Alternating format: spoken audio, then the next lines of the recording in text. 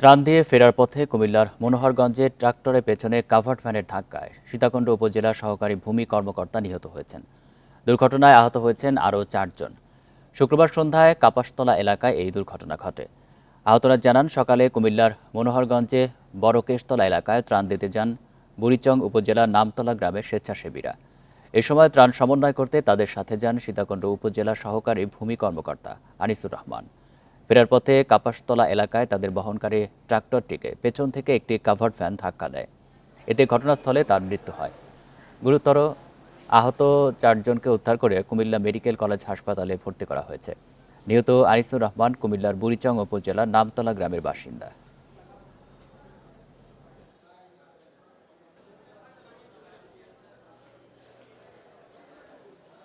Covered van এসে আমাদেরকে ধাক্কা দিয়ে দেয়, গাড়িটা উল্টে যায়। যারা রাস্তার এই পাশে পড়ে তাদের অবস্থা খারাপ, একজন তো মারা গেছে। ভাইয়া সীতাকুণ্ডের ভূমি কর্মকর্তা, উনি আসছিল মূলত ত্রাণ দেওয়ার জন্য, ত্রাণ দিবে। উনি থাকতে পারতেছিল না, ওই এলাকা থেকে গাড়ি আসে না।